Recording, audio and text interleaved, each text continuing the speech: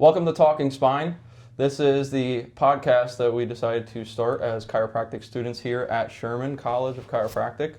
We are currently entering or starting our second quarter as students and wanted to start a podcast just to be able to talk about health and chiropractic related things and anything you guys want to hear from us relating to the world of health. I'm Marco Panetta. I'm from Charleston, South Carolina, and this is my first year at chiropractic school. And I'm Ethan Werlau. I'm from Liberty, New York, and this is my first year of chiropractic school as well. And as I said, we are entering our second quarter. So first thing that many people have asked us was to define what a healthy day looks like for us. So I'll let you handle that off first. I'd say on a day where you probably, get as much free time as you want. Some days are really packed and you don't get done what you want to. But on a day where you have the time to, I'd say a healthy day consists of, eating 3 to 4 healthy meals a day, depending on how much you need to eat in a day. Getting your exercise in at least every day, some sort of regimen, getting on an exercise regimen. And then just making sure everything that you're, doing with your body throughout the day and putting into your body is with a purpose. And, things such as supplementation and stuff like that, when it gets to being specific for working out or whatever. But yeah, I think there's a lot of different aspects of health. What do you have to say?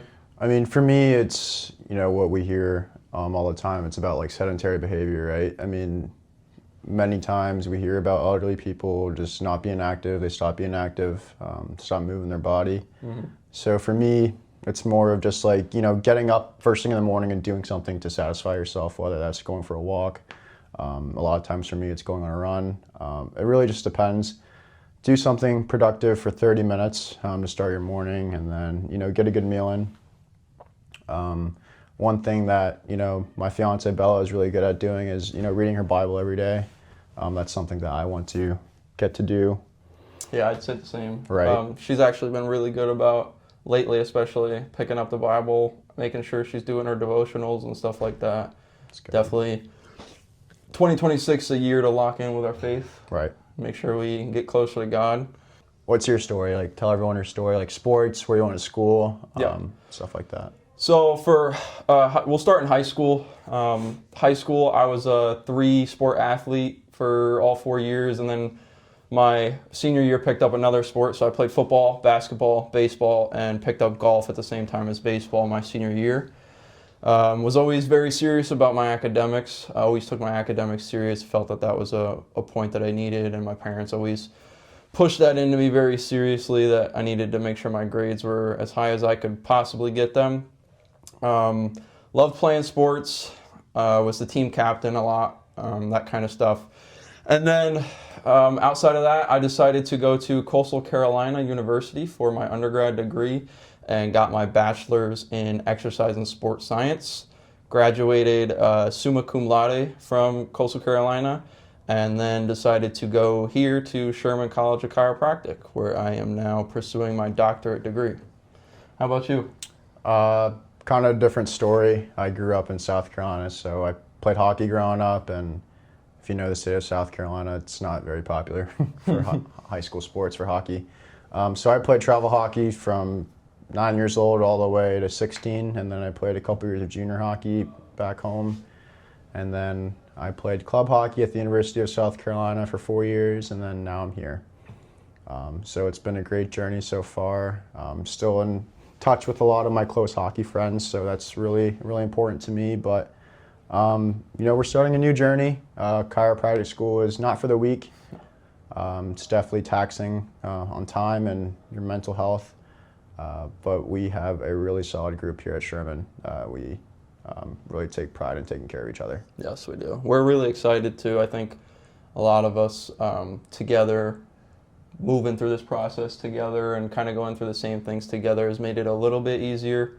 In undergrad, your buddies are all going through usually different classes at different times, and you might be in different majors than your buddies, and it's kind of all over the place. But right. Here, it's a real sense of unity, being that we're all going through the same exact thing pretty much every day. Exactly. We're together all the time. building good, valuable connections, professional connections. And I think we're all just really excited to be able to build our professional wardrobe, if you will, for a back of letter words. Right. Just to build those connections while we're here, get the education, and the goal obviously is when we're done here to be able to be able chiropractors that can go right out into the field and either start working or start a business and be successful. Right, and that's like, and going off what you said, that's kind of why I wanted to step into a profession like this. It's with exercise science backgrounds, both of us, it's always PA, PT is usually the first things you hear. Yep. And it's never chiropractic. And, it really came down to, what kind of prevention like we wanted to do, right? We wanted to, kind of be the proactive people for, our certain populations. So, bettering things before they got worse. For sure, in better for sure. terms. What was the thing that attracted you to chiropractic originally? Well, I mean, just everyone wants to be their own boss, right? Everyone wants to, be in charge of what they do every day, and chiropractic is a great career for someone that, wants to be free from, like any type of workforce. So you make your own schedule, you determine how much money you make.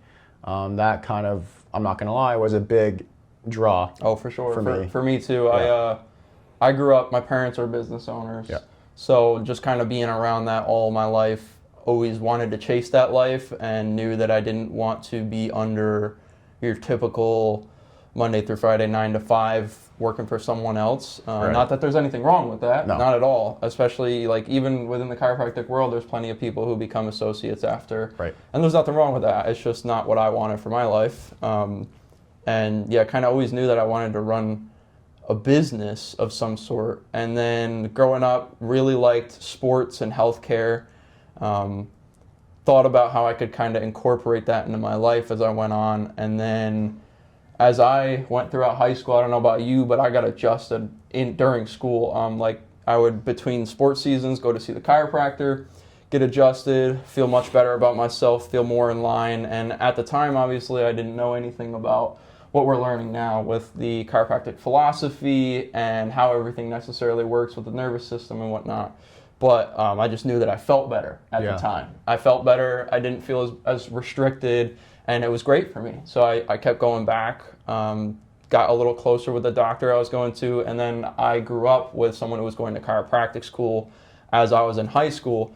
So that kind of attracted me even more to it, just talking to him every time he came home, having those, even basic conversations at that point that I couldn't necessarily understand. Yeah.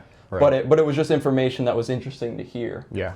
And that kind of was a huge draw for me too. And then outside of that, I think a lot of people who get into chiropractic are those that are looking for those holistic means because they may not trust the medical system or some of the stuff the medical system does, because we are very much different from the medical system. The medical system doesn't speak very well about chiropractors. Right. So your ending remark there, I mean, so we're known to be super holistic, right? All things natural. Healing comes from inside out. So how would you explain that to, like, for instance, one of your friends, asking, like, what is really chiropractic that you're so passionate about? Yeah. So I would chiropractic deals a lot with the natural, if you will, everything that's natural. And by natural, we mean there's no surgical intervention. There are no medications prescribed. There's nothing going into your body that is from an external environment. We're not slicing you open. We're not doing any procedures, nothing like that. Chiropractic simply has to do with you using your hands and advanced tools now that we've kind of gotten some more advanced technology within the chiropractic field, such as an activator tool or something like that. That you use to adjust segments of the spine to allow the nervous system to function at its optimal, rate, so that the body does what it's supposed to do. Because, when you think about it, and this just goes back to everything we've been learning, the way the spine is, you have your spinal column running down the middle, and your spinal cord is within that. And any little tweak or twist you give to that spinal column, to any of your vertebra, are going to pinch, occlude, do some sort of something to that spinal cord that doesn't allow it to optimally function. It's like miscommunication, right? Exactly. So like through a telephone, Exactly. not going through correctly. Yeah, so you have, the brain's trying to send a message to the body, let's say, and it can't get through, it can't get through, it can't get through. Well, that suggests to us, after our analysis, which is a whole nother talk, that you may be subluxated to some extent. There's something going on here that is causing these issues. Right. The tricky thing is, though, with that, it's like, that type of impingement and occlusion can cause what's super popular is pain, right? Yeah. And that's like the most common thing I hear is like, my back hurts, my back hurts, my back hurts. But what's cool about chiropractic is that your back may hurt, but it could be from something else, like up the spinal column. So it could be like from the top bone of your atlas being shifted, causing your lumbar to hurt. So there's a lot of different things at chiropractic. That's what makes this profession awesome, because it's endless, really. It really is endless. And the whole thing with the general population that they don't understand it is that it's just a big knowledge gap. It's a little unfortunate, and it's up to people like us to put the work in as we go throughout the profession and try and spread the awareness of the profession and everything that it can do for people's healthcare, because it truly is an amazing profession and can really help people's lives. And I've, all of us here at school have seen one case or another, whether it's with a family or friend of our own or someone else's, that is like a miracle case, in a sense, if you will, where amazing things happen through chiropractic care. People get things back that they didn't have before. People are able to do things that they haven't been able to do for decades. So it's really something that could be a beneficial thing to the entire world. And if we can do our job of continuing to push that, collaborating with other professions as we go through, so we can hopefully get the chiropractic world more medically accepted, so that it is available to as many people as possible. Yeah, that's a good way to end it. And chiropractors don't hate MDs, by the way. That's something that we want to make very clear. We are supposed to work together, and in some cases, medical doctors are needed. Like they're needed to perform like open heart surgeries and stuff like that. That's something chiropractors can't do. However, they can prevent cardiac disease from progressing. Yeah. We're in a world today where a lot of things seem to be fixed with quick fixes. Right. Medications and this, that, and the third, and it only seems to pile on top. And again, I'm sure all of us here have seen some sort of example of the medical field not going well for somebody. Of course. And, like you said, MDs are very necessary for certain things. Right. And I just don't think that it should necessarily be the first line of defense sometimes. Of course. There's plenty of things that us chiropractors and the chiropractic profession can do for people's health before they have to resort to more drastic and invasive measures, so that they don't have to put such a toll on their body sometimes. Because, some people go through a lot of stress with hospital bills and all these surgeries and these medications, and then they go somewhere else. And, we've heard stories of people that have had surgeries done, and they go to a chiropractor for the first time, and they're like, what was I doing? Yeah. So it truly is amazing what can happen within the profession. Yeah. And but that was a good, first segment for you guys. If whatever you guys want to hear, we are open to talk about. We have our producer, John, back there. That's going to be our editor, but we're probably going to get him on the mic here soon. Yeah. We have plenty of buddies that would love to get on the mic. Yeah, any guests that you guys would like to see. Our plan right now is to have a episode every week, probably, I don't know, maybe coming out. We're unsure of what we want for the release date yet, but an episode every week would be ideal, with possibly a different person speaking on with us every week. Yeah. And then possibly bringing on professors and doctors in the future, and really providing some valuable information to the rest of the chiropractic world, and even those that are just watching or whatever, and hopefully it finds them. For all my nutrition freaks that are watching, we have a great biochem professor that I know would love to get on here. Dr. Zoe would be thrilled to be on here and talk our ears off about nutrition. Yeah, we have plenty of good ideas, plenty of people that we could get to